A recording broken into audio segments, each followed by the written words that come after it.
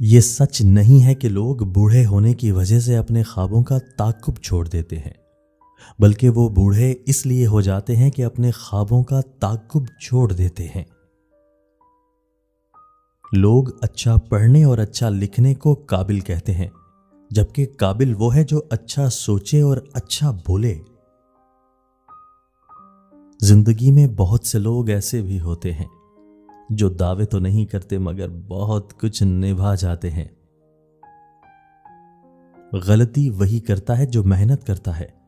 نکموں کی زندگی تو دوسروں کی غلطیاں تلاش کرنے میں گزر جاتی ہے۔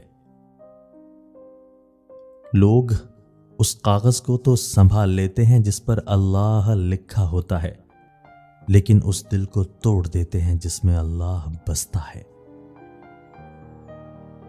مختصر الفاظ میں زندگی کے بارے میں یہ کہا جا سکتا ہے کہ یہ ایک آہ ہے جو واہ میں لپیٹ کر پیش کی گئی ہے۔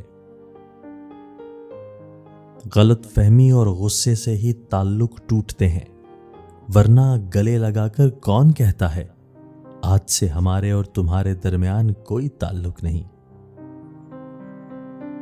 پانی حد سے بڑھ جائے تو طوفان بن جاتا ہے، اور انسان حد سے بڑھ جائے تو حیوان بن جاتا ہے۔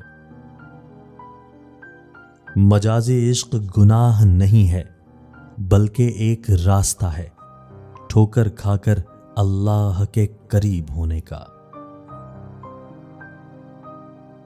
جب چھوٹے تھے تو بڑے ہونے کی بہت چاہت تھی، اور اب پتہ چلا کہ ادھورے احساس اور ٹوٹے سپنوں سے ٹوٹے ہوئے کھلونے اچھے تھے۔ انسان بہت دور تک دیکھ لیتا ہے، مگر اپنے گریبان میں نظر نہیں جاتی۔